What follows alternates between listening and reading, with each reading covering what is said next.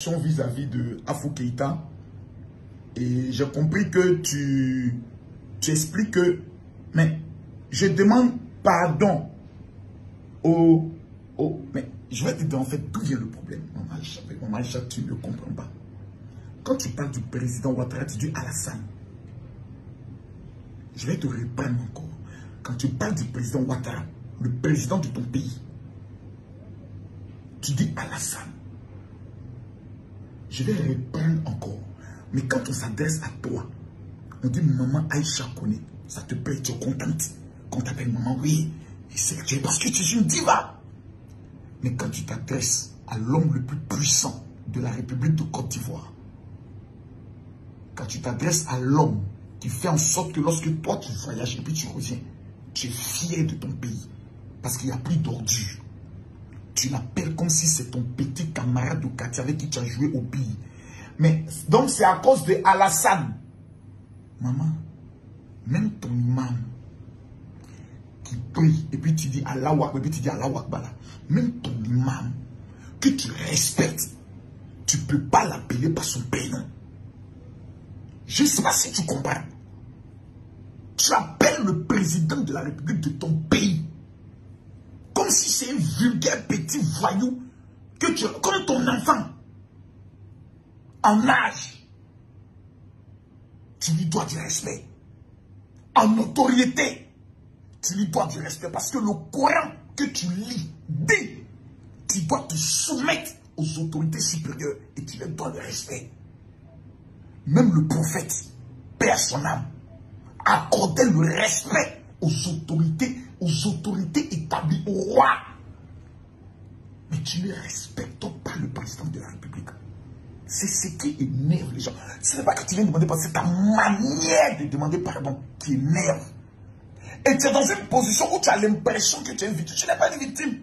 Tu te mets des choses qui ne te regardent pas. Parce que ton rôle, tu n'es ni politicienne, tu es artiste. Chante ton maman et laisse les gens danser. Mais tu te mets des choses et tu te mets de la mauvaise manière. Regarde le président Gbagbo. On dit quelqu'un qui n'a jamais été gendarme, qui n'a jamais été militaire.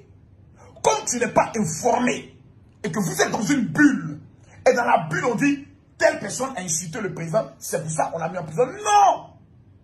La personne dont tu parles, il portait tenue militaire, il n'était pas militaire. Il a pris son âme et puis il a tiré sur quelqu'un. La personne est morte. Il dit la personne est un braqueur. Mais toi, tu n'es pas policier, tu n'es pas gendarme, tu n'es pas militaire. Tu le tues pourquoi? Ses parents sont vivants. Maman Aïcha Kone, va voir les parents de celui que Peter a tué là, pour aller leur demander pardon. Je vais voir si tu auras le courage. Que quelqu'un qui n'est pas militaire, ni gendarme, sous le président Ouattara, prenne une âme et puis abat-toi ton fils. Et puis demain plus tard, Afou Keïta vient dire, oh, Gbagbo, faut pardonner. Laurent, faut pardonner. On va voir si toi, tu seras capable de l'accepter. C'est ce petit côté qui fait que les gens te manquent de respect. Et ceux qui te parlent ne sont pas des enfants. Ce sont des pères de famille, des responsables. Quelqu'un dit que lui, il va tuer le président de la République, pisser sur son corps. Les faits sont d'abord graves. Et toi qui n'as jamais apporté ton soutien au président, c'est vous qui venez demander pardon. C'est-à-dire en deux mots, tu apprends que moi je ne t'aime pas. Et je ne t'aimerai jamais. Tu as fait à ton frère ou à ton fils. Et puis c'est moi qui viens chez toi. Aïcha, tu vois, la vie là, il faut pardonner. Wallahi bilahi, tu as tué ton fils. Parce que la personne qui vient demander pardon, c'est une personne d'abord qui ne t'aime pas, qui te manque de respect. Et dans la manière de te demander pardon, il te nargue. Il te présente comme une femme orgueilleuse qui n'aime pas pardonner, qui aime trop les histoires, tandis qu'il n'y a même pas de problème. Tandis que ton fils vient de t'empoisonner. Vous n'avez pas la manière. Et le président Gbagbo vient parler dans cette affaire, tandis que la personne qui a tué, la personne qui portait la tenue militaire, la personne qui est accusée d'être un escadron de la mort, est une personne qui était lui son gardien. C'est-à-dire qu'il dit qu'il travaillait pour le président Laurent Gbagbo, il n'a jamais été militaire. On dit, toi là, ces gens-là, ils tuent pour ton compte. Et toi, tu ne demandes même parce que la justice fasse une enquête qui doit les calmer. Donc tu veux qu'on libère ton tueur. Parce que tu as peur peut-être qu'il dit des choses. Voici l'interprétation que cela peut donner. vous employez la mauvaise manière.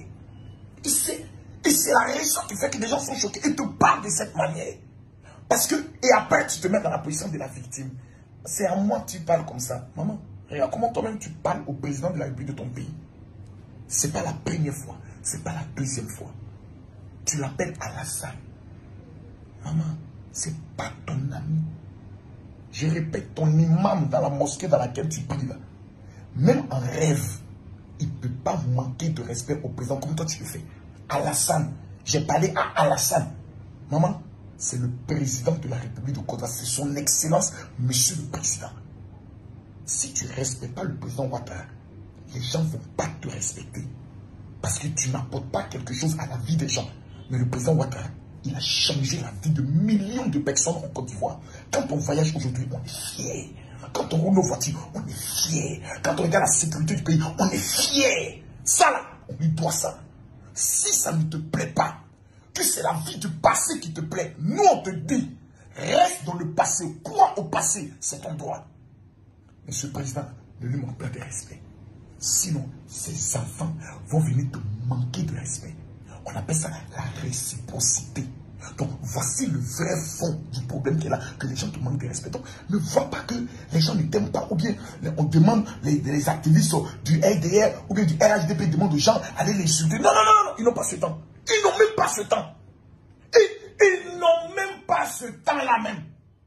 Tu vois le président Alpha Blondy se mêler de ses coloris là. Il ne se mêle pas. Il se concentre sur sa carrière. Et Yodé Siro, tu le vois maintenant se mêler de ces trucs-là. Non, non, non. Il se mêle de la carrière. Jésus, maman. Jésus, maman. Il faut te mettre à la place de maman. Et puis tu n'es pas sa maman. Les femmes comme Henriette Dagui Diabaté là, tu n'es pas le camarade. Ni sur le plan des études, ni sur le plan de la connaissance. Mais elle voue un respect à cet homme. Donc voir une artiste, même si elle est une icône de la musique ivoirienne, manquer de respect au président Ouattara, jamais ces intellectuels ne vont l'accepter. Jamais. C'est ton droit de ne pas l'aimer. C'est ton droit de soutenir Gbagbo. Parce que le fond du problème, c'est là. C'est aussi le droit de ses enfants, quand ils estiment que tu manques de respect à leur papa, de venir te dire deux mots de la même famille. On appelle ça la réciprocité.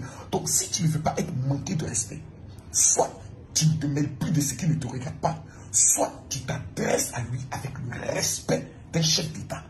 À bon entendeur, salut.